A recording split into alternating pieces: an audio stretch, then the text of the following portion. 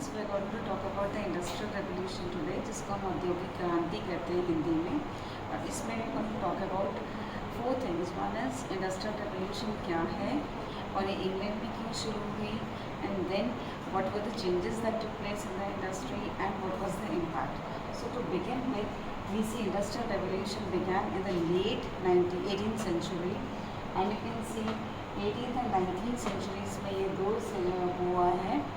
And इसका जो word है the industrial revolution, it was coined by a historian Arnold Toynbee, जिन्होंने first time अपनी बुक द इंडस्ट्रियल रेवोल्यूशन में इस वर्ड को यूज़ किया था. Now this next thing is it started in England. Another question is there. Some historians say this is not a revolution, but it is an evolution. क्योंकि revolution का मतलब होता है कि 2-3 साल के अंदर कुछ हो गया. बट अगर इस हिस्ट्री को हम देखते हैं कि 50 से 100 साल के बीच में जो चेंजेस हुए हैं धीरे धीरे, तो इसलिए इसको कहते हैं कि this is evolution. Now we have 4 revolutions that have taken place in the world. The first revolution is which is termed as 1.0, जिसके बारे में हम पढ़ेंगे. That is the first revolution. उसमें क्या था, स्टीम था और वाटर को यूज़ किया गया था मशीन्स को चलाने के लिए. And the 2.0, that is the second revolution, was when mass production started और बिजली का प्रयोग है, electricity was being used.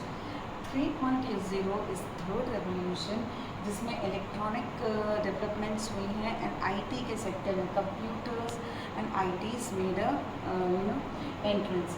And 4.0 जो अभी चल रहा है, that is the fourth generation revolution. इसमें क्या है, it is actually an advancement of the IT sector only. इसमें हम साइबर एंड के बारे में, नेटवर्क्स के बारे में, जो आजकल लेटेस्ट डेवलपमेंट्स चल रही है, artificial intelligence and all that kind of things are coming into the fourth generation. But we are going to talk about revolution 1.0. now coming to क्या changes क्या आए इस फैक्ट्री जो था इंडस्ट्रियल रेवोल्यूशन में. now coming to the location, you see पुराने ज़माने में क्या होता था, घर में सामान बन रहा है, so location was home. अब क्या हो रहा है फैक्ट्री सिस्टम में, ये क्या हुआ, फैक्ट्रीज में बनना शुरू हो गया. and then by the mode of production, earlier it was made by hand, and यहाँ पर क्या हो गया, there is an introduction of the machines. Similarly, by whom it was being made, यहाँ पर लोग क्या थे, फैमिली के जो मेंबर्स हुआ करते थे, सब मिलके सामान को बना रहे हैं. But in the factory system what is happening, they were workers जो अपने घर को छोड़ के किसी अलग जगह पर जाकर ये लोग काम कर रहे हैं. और जो टाइम है, जो ओल्ड सिस्टम में क्या था, फ्लेक्सिबल सिस्टम था, आपका जब मन करता है बना सकते हो, जब मन करता है रेस्ट करने का. It was depending on the family. But when you come to the new system, अब क्या हो रहा है, दिस टाइम बिकेम रिजिड. यहाँ पर फिक्स्ड टाइमिंग्स थे जिसमें फैक्ट्री खुलती थी और बंद होती थी, उसके दौरान काम करना होता था. प्रोडक्शन का जो स्केल था ओल्ड सिस्टम में स्मॉल था, क्योंकि हाथ से सामान बन रहा है, थोड़ा सामान बनता था, और फैक्ट्रीज में लार्ज स्केल प्रोडक्शन स्टार्ट हो गई. ठीक है. And coming to the wages, क्योंकि घर के फैमिली मेम्बर्स बनाने तो किसी को तनख्वाह देने की ज़रूरत तो होती नहीं थी, बट जब फैक्ट्रीज आ गई तो सब फिक्स्ड पे के लिए ये लोग काम करने लग गए. एंड देन अगर हम रॉ मटेरियल्स को देखते हैं, एट दैट टाइम जब हाथ से सामान बनता है तो हम थोड़ा सामान बनाते हैं ना, तो हमें सामान कच्चा माल भी थोड़ा चाहिए होता था. बट फैक्ट्रीज में क्या होने लगा, एक दिन में जब production was increasing, because of that what is happening, they needed more and more of raw material. That change came over here. And then coming to the markets. Markets में क्या होता था, पुराने ज़माने में जो लोकल मार्केट्स होती थी, village, it was a part of system actually. आप सामान दे के सामान ले रहे हो, बट यहाँ पे what is happening now, there was the money that had come into it, and what is happening, there is a massive expansion in the markets. और इसके लिए क्या हो रहा है कि इनको नई नई मंडियों की ज़रूरत पड़ रही थी. And that led to a concept which is known as the colonialism या इम्पीरियलिज्म. इसमें क्या हो रहा है, एक देश दूसरे देश के ऊपर कब्जा कर रहा है फॉर इकोनॉमिक नीड्स. क्योंकि व्हाट इज़ हैपनिंग इज कि जब हमें चाहिए कच्चा माल चाहिए, मार्केट चाहिए, हम कहीं और जाएंगे, है ना. तो जो कंट्री किसी के ऊपर कब्जा कर रही है, इस तरह का अपना अधिकार जमा रही है, that was known as the mother country. जिसके ऊपर कब्जा हो रहा था, that was a colony. Bharat के एग्जाम्पल में अगर हम देखें, in our case England was the mother country and we were a colony. Now the question comes is why it took place in England. सबसे बड़ी बात थी कि इंग्लैंड में there was a constitutional system of government. Monarchy was there but the constitution also it was a constitutional monarchy, ठीक है ना। तो उससे क्या हो रहा है कि there is peace and stability, शांति भी है, क्योंकि कहीं पे भी अगर तरक्की होगी सबसे ज़्यादा ज़रूरत थी शांति की। एंड यूरोप में अगर आप पूरा माहौल अभी तक देख रहे हैं, we have seen the French revolution and revolutions in other part of Europe also, तो उसमें आप तरक्की नहीं कर सकते। The government is busy in suppressing the revolts and next is the political freedom that was given to the people.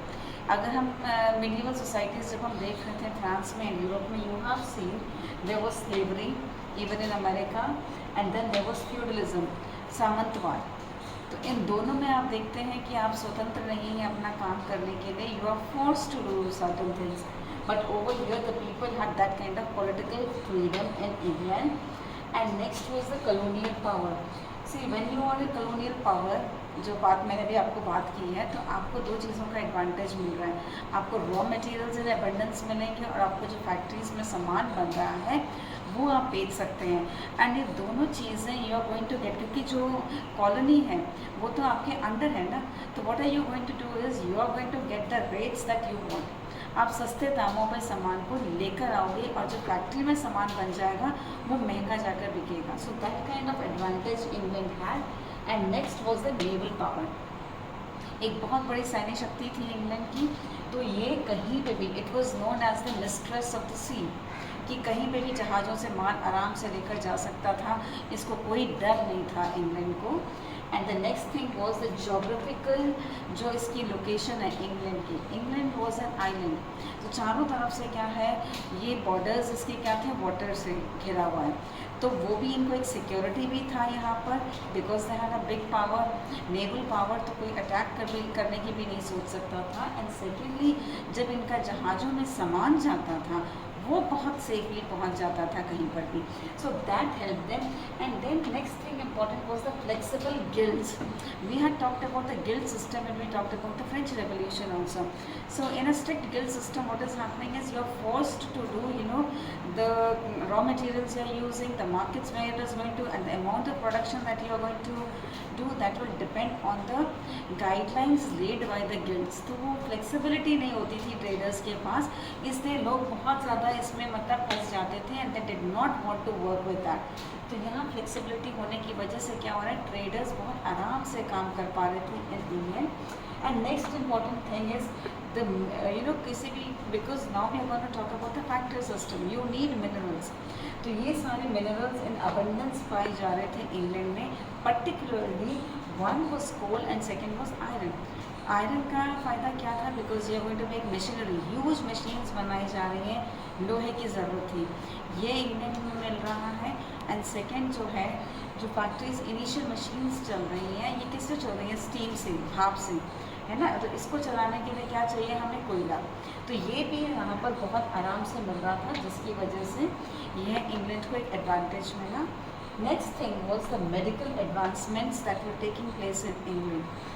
Science की इतनी ज़्यादा यहाँ पर तरक्की हो रही थी, जिसकी वजह से क्या हो रहा है, लाइफ स्पैन लोगों का बढ़ने लगा। बीमारियों से ये लोग बहुत इजीली इसको मतलब they were taking care of the people, जिससे क्या हो रहा है कि जो middle class and lower middle classes के लोग थे, तो वो लोग, उनकी लाइफ बढ़ने लग गई। And these were the people जो फैक्ट्री सिस्टम को सपोर्ट कर रहे थे एज वर्कर्स एंड उसको रन करने के लिए। And then another thing is money, क्योंकि जब भी आपको फैक्ट्रीज लगानी है, आपको पैसा चाहिए, यू नीड कैपिटलिस्ट। तो already England was a big trading place, जैसे हमने फ्रेंच रेवोल्यूशन के टाइम पे भी बात की है कि England was, Napoleon used to consider England as a nation of shopkeepers. तो वो जो व्यापारियों की वजह से इतना ज़्यादा धन आ चुका था इंग्लैंड में, वो सारा का सारा जो पैसा है वो ये लोग लगा सकते थे इन setting up new industries and promoting and development of the industrial revolution. Now another thing is those people who did not have that kind of money, even they could think of it, like उसका एक फ़ायदा क्या था, because of the banking system that was set up in England. आप देखते हैं कि हमें जब कोई भी बड़ी चीज़ लेनी है, suppose you want a car, you need a house, so आप सारी चीज़ को अफोर्ड नहीं कर सकते, बट आप उस ड्रीम को अचीव कर सकते हो, you can take the loans from the bank. अगर पुराने ज़माने को हम देखते हैं तो जो हमें मनी लेंडर्स हुआ करते थे वो इंटरेस्ट ज़्यादा लगा रहे थे, but in the banking system what is happening is the interest rate was low, because of which people could take the loans and set up the factories wherever they wanted. And the last important thing was, preceding the industrial revolution there was an agrarian revolution in England. कृषि में क्रांति हुई, कृषि में नई techniques को लगाया गया और जिसकी वजह से कृषि में बहुत ज़्यादा उन्नति हो रही है. Now what is happening is, when you are putting in a machine somewhere, कृषि में भी अगर हम वहाँ पे खेती बाड़ी में मशीन्स को लगा रहे हैं तो 10 आदमी का काम क्या करें एक machine. So what is happening, where will these 10 people go, उनके पास तो कोई काम नहीं रहा. तो ये सारे के सारे मूव करने लगे, जो पेजेंट्स थे they move to the cities, और इन लोगों ने काम करना शुरू किया फैक्ट्रीज में. So this is the reason why it started in England. So this is one thing, that aspect which I wanted to say, and that is the reason you see 1760 to 1820 there is massive industrialization that is going on in England, which later spreads to the other places in Europe also. So this is it for this lecture. So in the next lecture we will be talking about how the industry, the industrial revolution progressed from first the spinning, then to the industry, cotton industry, and later to the other countries in the Europe. Thank you.